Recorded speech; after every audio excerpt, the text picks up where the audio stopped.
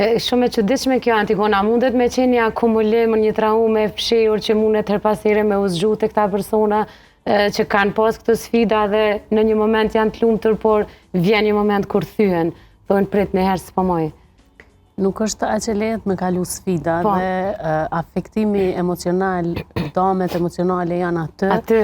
Edhe jo shpesh e shohim që këta persona kërkojnë ndihmë ose marrin një mbështetje psikologjike gjatë atyre sfidave.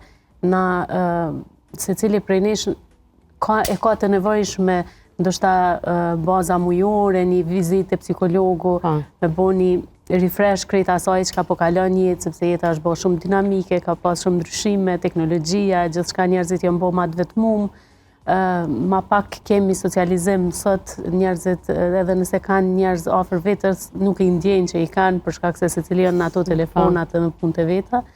E sidomos kur jemi tu sfidu me problemet të ndryshme, qoftë shëndetësore ose probleme tjera jetësore, na duhet një mbështetje emocionale.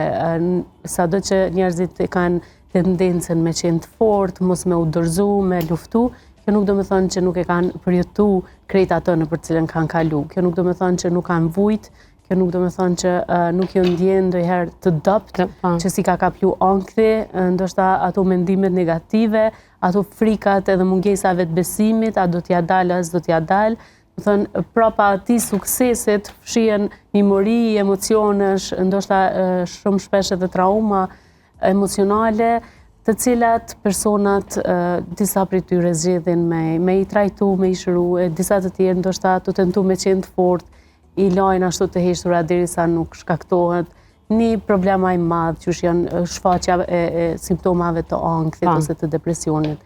Sepse mos harrojmë, te traumat është tipike që personi me ndje simptomat, sidomos të ankthit dhe depresionit, masi që të kalon situata. Prandaj të thënë, derisa jemi tu sfidu me problemin, nëse jemi në luftë, na nuk kemi kohë me ranë depresion në atë moment. Aty i gjithë organizmi jonë është të na mbështet neve me prodhimin e hormoneve caktume që na me u sfidu me problemin edhe me te i kalu atë problem, me luftu, me u ballafaqu. Por këtë energji që na trupi jonë e harxhon atë gjatë luftës ose sfidës, mandej ka me të ndjetë të nevojshme me procesu, me u stabilizu, me krijuar balanca. Me veten. Dhe në atë periudhë shfaqen këto problematika pastaj. Ose në një moment kur na jemi ma adopt emocionalisht ose po përjetojmë një situatë kritikisht tjetër në jetën tonë që s'ka të bëjë ndoshta më me ato, thjesht rikthehet ajo që është rujt aty si një lëndëm emocional. Njerëzit e kanë vështirë me i kuptu këto gjendjet emocionale për shkak se nuk i shohin me sy, po ata që i përjetojnë i dinë shumë mirë çka janë edhe qysh ata i përjetojnë. Luanca Kerzana të kanë ndihmuar këtë kërkesë. Po, absolutisht, deshta me thonë që mund të lidh me Antigonën që nuk mundemi me njoftë veten në thellësi pa shku edhe mi mbaj disa seanca te psikologu.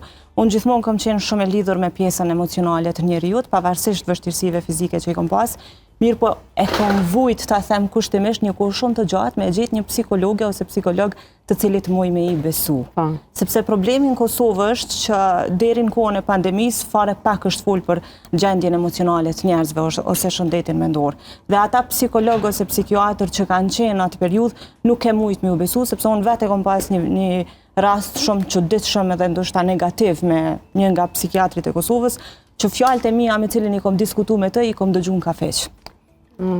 Kjo do me thonë është e tmerrshme dhe prej asaj periudhe kom qenë më e ngurtë me shku me kërku ndihmë për gjendjen time emocionale. Zakonisht kom pas ndoshta luhatje të disponimit në periudhat postoperative, me qenë se publiku e din që jam nënshtru 10 operimeve deri në këtë moment që u flasim, edhe aty ka qenë sfida jam e madhe, lufta me ndjenjat e mia dhe me realitetin me cilin përballesha deri në kohën kur e kom taku Antigonën edhe një farforme e kom ndje që kësaj më i besu gjithçka. Edhe nuk e kom njoft veten brenda, ndoshta as dëshirat e mia, as veten si personalitet, pavarësisht që kom lexuar për psikologjinë, derisa kom shkuar në seanca te Antigona. Prandaj sot secilit i them që për ta njohur veten edhe për ta menaxhuar situatën me luhatjet emocioneve ose me gjendje të ndryshme që mund të përballeni në jetë, duhet t'i keni patjetër së paku 5 seanca te psikologu. Kështu që kjo është jashtëzakonisht e rëndësishme kur jemi te fama, edhe në aspektin e famës të ndihmon, sepse edhe unë kom pas natyrisht ka qenë sfidë se me qenë e përcjellur gjatë gjithë kohës me protokoll, me qenë e përcjellur gjatë gjithë kohës prej mediave, me qenë pak më ndryshe se sa njerëzit që ne jemi mësuar me i pa në pozita të rëndësishme nuk ka qenë e lehtë. Është një farë lufte mes asaj që po e përjeton aktualisht dhe asaj që po ndodh në trurin edhe në trupin tënd. Kështu që kur e ke një person që të këshillon, mandej din më mirë me i menaxhu situatat e ndryshme.